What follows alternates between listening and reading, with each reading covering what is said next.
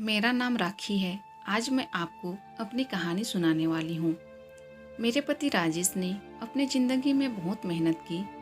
वो ज़्यादा पढ़े लिखे नहीं थे, इसलिए हमेशा से मेहनत और मजदूरी का काम ही उन्हें मिला और घर चलाने के लिए उन्होंने यही किया। हमारे दो बच्चे हैं। बेटा 10 साल का है और मेरी बड़ी बेटी 16 साल की है। अभी तक मेरे पति ने जैसे तैसे अपना घर चलाया। इस उम्र में भी आज भी हम वही हैं। अगर काम नहीं करेंगे तो खाने को नहीं मिलेगा, घर नहीं चल पाएगा, बेटा और बेटी की पढ़ाई पूरी नहीं हो सकेगी। मेरे पति की अब ऐसी स्थिति नहीं थी कि वो मेहनत और मजदूरी कर सके। उनसे अब यह काम नहीं होता था। अब हम क्या करेंगे, कैसे अपनी ज़िंदगी को आगे बढ़ाएं, कैसे कमाएं? मुझे और मेरे पति को यही चिंता खाए रहती थी। नौकरी नहीं है तो अब क्या? फिर मुझे एक दिन बैठे यह ख्याल आया कि क्यों ना हम एक छोटा सा ढाबा खोल लें। शहर के बाहर जहाँ से वाहन और गाड़ियाँ आती जाती है, वहाँ टीन का छोटा सा छपरा बनाकर चाय और खाने का एक छोटा ढाबा खोल सकते हैं। मैंने अपने पति से यह कहा। उन्होंने कहा कि दुकान खोलने के लिए पैसे। मैंने कहा टीन का छपरा लगाना है, बस उसके लिए पैसे लगेंगे, बाकी सारा खाना बनाने का सामान हम घर से ले जा सकते हैं। थोड़े पैसे मैंने अपने परिचित से मांगे ताकि हम अपना छोटा सा ढाबा शुरू कर सकें। उनके मन में अभी भी संकोच था, वो बार बार मना कर रहे थे, लेकिन मैंने कहा हम एक बार कोशिश करते हैं और ज़्यादा कुछ नहीं लगेगा। कुछ दिनों तक मनाने के बाद वो मान गए और हमने एक छोटा सा ढाबा शुरू कर दिया। पहले दिन मैं और मेरे पति वहाँ अपने ढाबे पर बैठे थे, लेकिन कुछ खास लोग नहीं आए। ढाबा छोटा और ऊपर से सभी खाने वाले पहले ही अपने ढाबे फिक्स किए होते हैं कि उन्हें कहाँ रुकना है और कहाँ खाना है। हमारा पहला दिन निराशा भरा था। कुछ दिन ऐसे ही गए। कोई इक्का दुक्का लोग चाय पीने रुका करते थे, लेकिन इतना नहीं होता था कि हम उससे अपना घर चला सकें। मेरे पति फिर से किसी काम की तलाश में लग गए। उन्हें एक काम मिल गया जहाँ पैसे कम थे, लेकिन काम मजदूरी थी। उन्होंने वो कर लिया, लेकिन मैंने ढाबे पर जाना नहीं छोड़ा। अब मैं अपने बेटे और बेटी के साथ वहाँ जाने लगी। हमने हिम्मत नहीं हारी और धीरे धीरे कुछ लोग हमारे यहाँ आने लगे। एक महीने में ग्राहक और भी ज़्यादा आने लगे। कोशिश करते करते अब हमारे यहाँ रुकने लगे थे।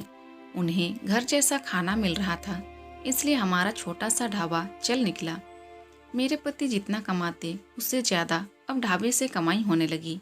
देखते ही देखते हमने जो छोटा सा ढाबा खोला था, उससे हमारी आर्थिक स्थिति में बहुत सुधार हो गया। जो कर्जा लिया था वो भी उतर गया। हमें एक नई उम्मीद मिल गई कि सब कुछ अच्छा चल रहा था। ढाबे को खोले 6 महीने हो गए थे। हमारे चेहरों पर रंगत आ गई थी, लेकिन फिर ऐसा कुछ हुआ जिसके बारे में मैंने सोचा भी नहीं था। एक दिन घर से जब हम लोग ढाबे के लिए जा रहे थे, तब मेरे पति कहते हैं, ढाबा आज से बंद, कोई भी अब वहाँ नहीं जाएगा। यह कहते वक्त वो बड़े ही गुस्से में थे। ऐसा गुस्सा मैंने उनके चेहरे पर आज तक नहीं देखा। मैंने बोला, क्या हुआ, क्या बोल रहे? इतना अच्छा हमारा ढाबा चल रहा है, आपको क्या हो गया आज? वो बोले, मैंने कहा ना कोई भी अब वहाँ नहीं जाएगा, ना तू ना तेरी बेटी। मैंने बोला, आप शांत हो जाइए, आपकी तबीयत ठीक नहीं है, आप आराम करें, हम लोग इस बारे में बात करते हैं। वो और ज़्यादा गुस्सा हो गए। कहा कि कोई बात नहीं होगी, मैं जितना कमाता हूँ उतने से घर चल जाएगा, तू अब वहाँ नहीं जाएगी। मेरे पति का ऐसा रूप मैंने पहले नहीं देखा था। उस दिन मैं ढाबे पर नहीं गई, लेकिन जब वो शाम को आए तो भी उनका मुंह उतरा हुआ था। मैंने सही समय देखकर उनसे बात की। पूछा, क्या हुआ, आपको ऐसा क्यों बोल रहे हैं? वो बोले कि मेरा मुंह मत खुलवा, मैं सब जानता हूँ कि तू क्या कर रही है। मैं तेरे साथ इतने दिनों तक वहाँ रहा, तब वहाँ कोई नहीं आता था और मेरे जाते ही ढाबा चलने लगा। आखिर ऐसा भी क्या हो गया? मेरे तो होश ही उड़ गए। वो क्या बोलना चाहते थे मैं समझ गई।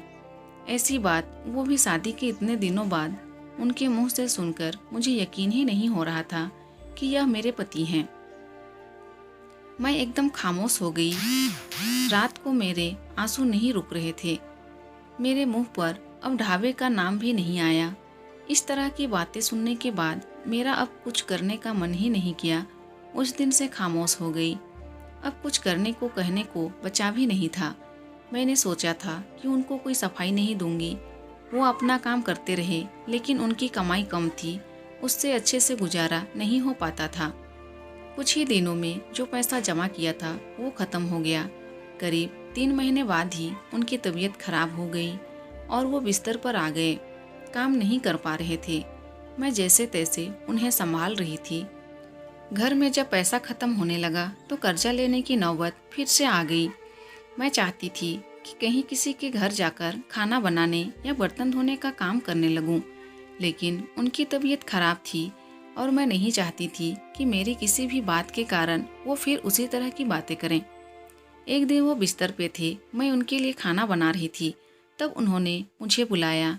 बोले, मैं जानता हूँ उस दिन की बात तुम्हें बहुत परेशान कर रही है, लेकिन और तुम्हें लग भी रहा होगा कि मैं तुम्हें यह कैसे बोल सकता हूँ, लेकिन वो सब और बातें मेरी नहीं थी। मैंने कानों में ऐसी बात आई थी, अपने रिश्तेदारों में ऐसी बात हो रही थी। मैंने अपनी बीबी और बेटी को अकेले वहाँ छोड़ दिया। उन्हें देख लोग रुकते हैं, जिससे कमाई हो रही, इस तरह की बातें मैं बर्दाश्त नहीं कर सकता। 2 रोटी कम खा लेंगे, लेकिन यह सब नहीं सुनना था। समाज और यहाँ के लोग, खासकर आपके परिचित और रिश्तेदार, आपको आगे बढ़ता देख बहुत कुछ कहने लगते हैं, लेकिन लोग इस हद तक गिरे हैं, मुझे इसका पता नहीं था। और मेरे पति भी उनकी बातों में आ गए। उस समय मैं भी होती उनकी जगह तो शायद यही करती।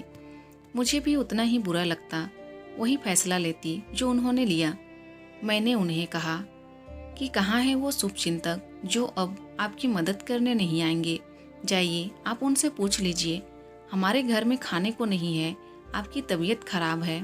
आप बताएं कौन आया अब हमारी मदद करने।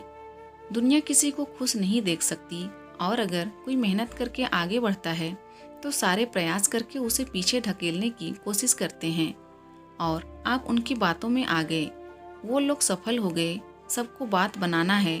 अब अगर हम भूख से मर जाएंगे तो भी उन्हें बातें मिल जाएगी। वो लोग कुछ समय तक बोलते, अगर हमें कोई फर्क नहीं पड़ता तो वो थक हार मान लेते और पीठ पीछे ही इस तरह की बकवास कर सकते हैं। सामने आने की तो उनमें हिम्मत भी नहीं है। उस दिन मेरे पति की आंखें खुल गई। उन्होंने कहा कि तुम सच बोल रही हो, मैं ही पागल था। लोगों को सफाई देने और उनके आगे अच्छा बनने में अपना नुकसान करा लिया। जब हम गलत नहीं हैं तो हमें सफाई क्यों देना, क्यों डरना। मुझे माफ़ कर दो, हमें नहीं, उन्हें बदलना होगी अपनी सोच। और अगर नहीं बदले तो हमें क्या, हमें अपने कर्म करते रहना चाहिए। क्या अब हम फिर से कुछ कर सकते हैं? मैंने कहा, कभी भी देर नहीं होती है, हम अब भी कर सकते हैं। मेरे पति बोले, मैं भी अब तुम्हारा साथ दूंगा अगर तुम चाहो तो। मैंने हाँ कहा और फिर एक बार कोशिश की। थोड़ी मुश्किल हुई, लेकिन धीरे धीरे गाड़ी फिर पटरी पर आने लगी। दोस्तों, अगर वीडियो पसंद आए तो अपने फ्रेंड्स के साथ शेयर कर सकते हैं, कमेंट्स कर सकते हैं, और अगर मेरे चैनल में न्यू हैं तो प्लीज़ मेरे चैनल को सब्सक्राइब कर दीजिए। Thank you.